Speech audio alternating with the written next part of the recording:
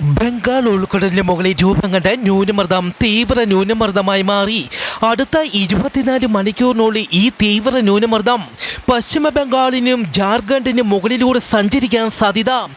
August 17 തീയതി വരെ കേരളത്തിലെ ഒറ്റപ്പെട്ട ഇടങ്ങളിൽ കനത്ത മഴ തുടരും. കേരളത്തിൽ ഇന്ന് പത്തനംതിട്ട, കോട്ടയം, ഇടുക്കി, എറണാകുളം, കോഴിക്കോട്, വയനാട്, കണ്ണൂർ, കാസർഗോഡ് ജില്ലകളിലെ ഒറ്റപ്പെട്ട ഇടങ്ങളിൽ കനത്ത മഴ ലഭിച്ചു. നാളെ ആഗസ്റ്റ് 14 തീയതി പത്തനംതിട്ട, ആലപ്പുഴ, കോട്ടയം, ഇടുക്കി, എറണാകുളം, തൃശൂർ ജില്ലകളിലും കനത്ത മഴയ്ക്ക് സാധ്യതയുള്ളതിനാൽ യെല്ലോ അലർട്ട് പ്രഖ്യാപിച്ചു. വരും മണിക്കൂറിൽ കേരളത്തിലെ പത്തനംതിട്ട, ആലപ്പുഴ, കോട്ടയം, ഇടുക്കി, എറണാകുളം, തൃശൂർ, പാലക്കാട് ജില്ലകളിലെ ഒറ്റപ്പെട്ട ഇടങ്ങളിൽ ശക്തമായ മഴയ്ക്കും കാറ്റിനും സാധ്യത. മറ്റ് ജില്ലകളിലെ ഒറ്റപ്പെട്ട ഇടങ്ങളിൽ നേരിയ മഴയ്ക്കും സാധ്യത. മത്സ്യത്തൊഴിലാളികൾക്ക് ജാഗ്രതാ നിർദ്ദേശം.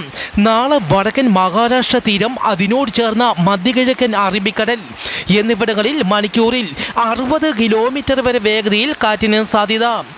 ഇറ്റലിയിലെ യജ്ഞ അഗ്നിപർവ്വതത്തിൽ പൊട്ടിത്തെറി റിപ്പോർട്ട് ചെയ്തു. അഗ്നിപർവ്വതത്തിൽ നിന്ന് പുകയും ചാരവും ഉയർന്നതിനാൽ സിസിലിയിലെ കറ്റാനിയ വിമാനത്താവളം അടച്ചിട്ടു. 200ഓളം വിമാന സർവീസുകൾ റദ്ദാക്കി.